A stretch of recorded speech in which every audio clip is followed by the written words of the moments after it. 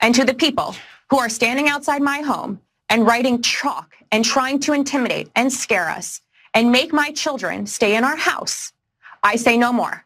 I say my children and I will live free, and you will not get to do so. I think not only this is terroristic threats, I think this is doxing. She seems nice. Anyway, that's Katie Miller, a woman who has chosen to spend personal time with Stephen Miller, which says just so very much all at once. And she's talking about something that seems pretty serious. You might have remembered this story going around.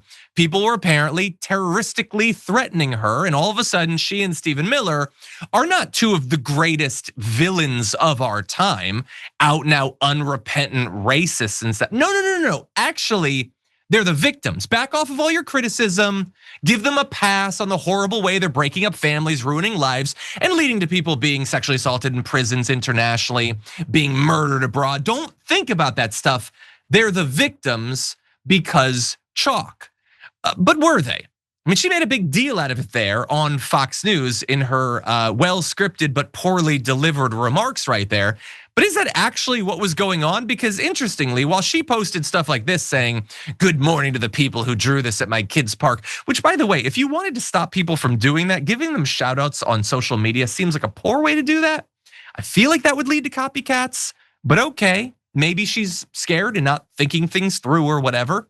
But the official write-up of the complaint had the reporting officer saying the messages were non-threatening and alluded to political issues such as immigration, transgender rights, DEI, and white supremacy, all things that very much cluster around Stephen and Katie Miller.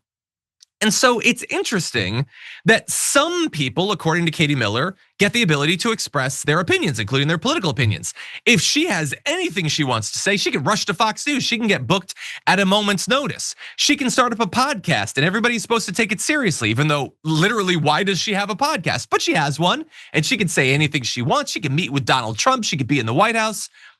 But if you're in the area that she lives in and you want to write a chalk message, you don't get to, okay? You don't get to talk about the trans community, immigration, DEI, the threat of white supremacy. You don't get to do that because if you do that anywhere near her, she can performatively freak out about it, even though the cop says they were non-threatening messages.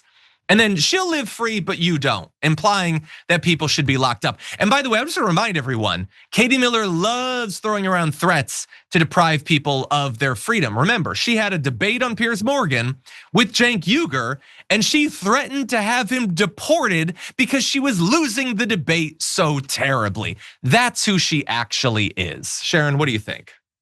Guarantee you that whether she's at Trader Joe's or the gym, maybe even Lululemon, anybody who ticks her off, she is texting and immediately calling her egghead husband.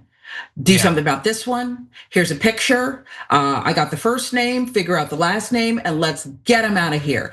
Thing about her is she goes through life walking around and she's so aggrieved by everyone. She's so offended and such a victim, but she's really the one in hot pursuit. The fact is she likes this. She actually would have no identity, no life if people weren't quote unquote targeting her. And I don't doubt that people are coming after her because she's vile. She's vile in the things she says and does, but I'm not even sure it's to the degree that she claims it is. She wants to be famous and infamous so bad.